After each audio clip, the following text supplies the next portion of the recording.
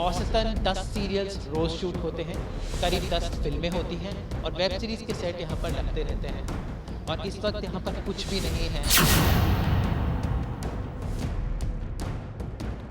2019 में मैंने एक शो किया था, हमारी बहू सिल्क, जी टीवी के लिए।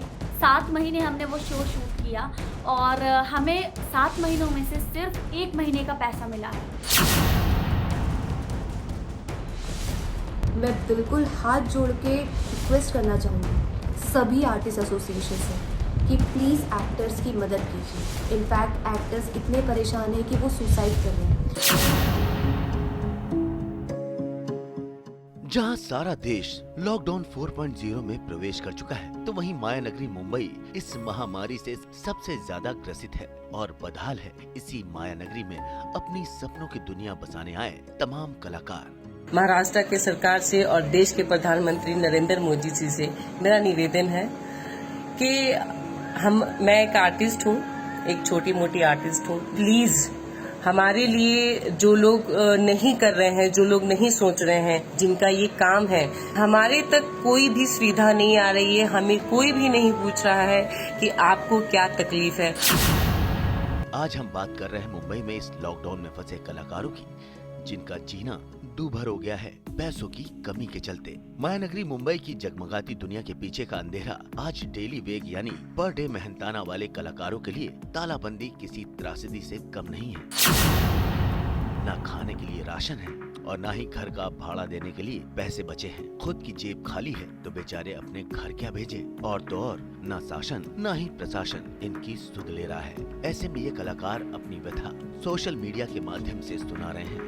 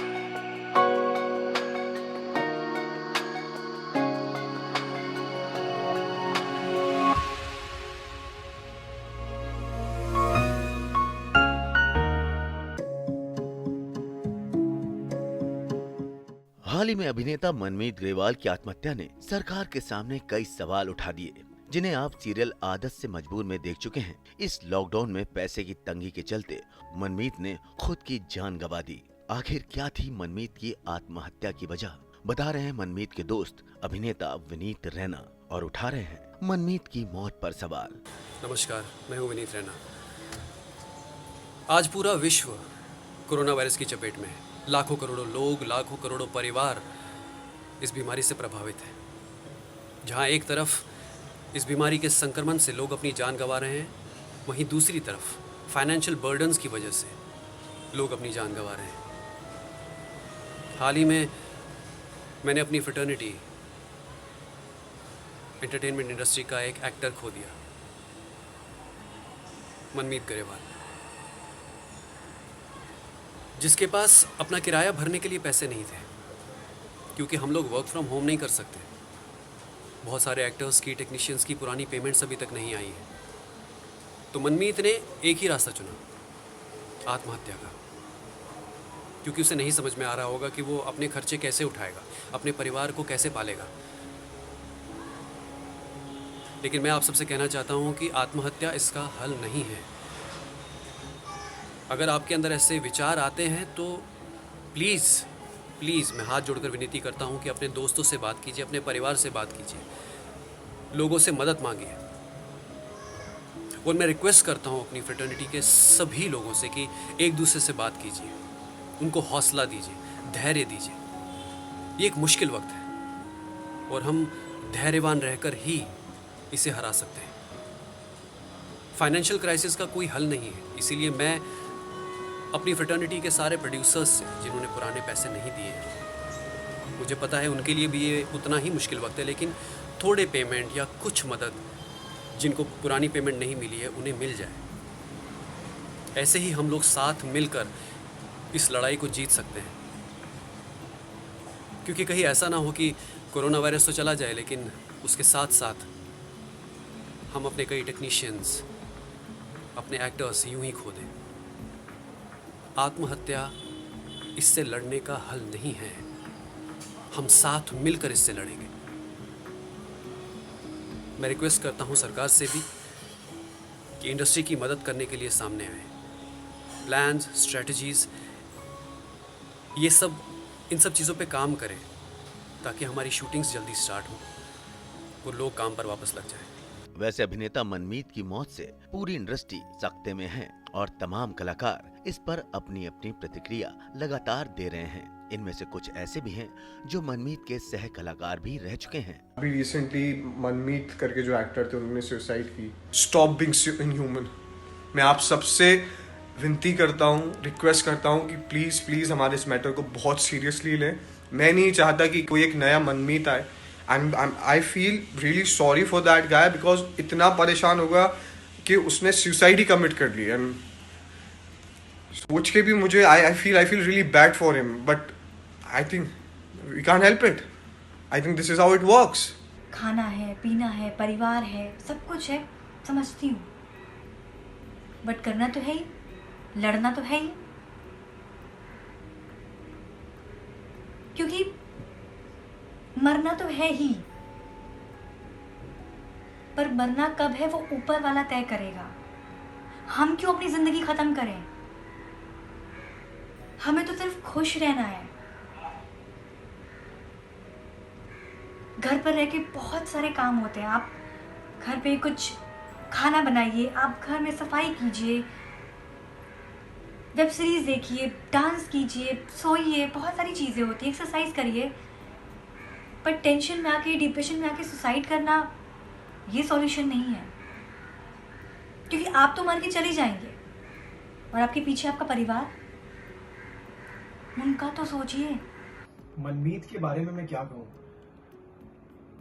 कभी आप कभी सोचते नहीं है कि ऐसा किसी फ्रेंड के साथ हो जाएगा, एंड स्पेशली मनमीत के साथ ऐसा होगा, कभी सोचा नहीं था। बिकॉज मनमीत हमारे पूरे सेट पर सबसे जिंदा दिल इंसान थे। उन्हें ह्यूमर पसंद था, बहुत ज्यादा रिस्पेक्टफुल थे।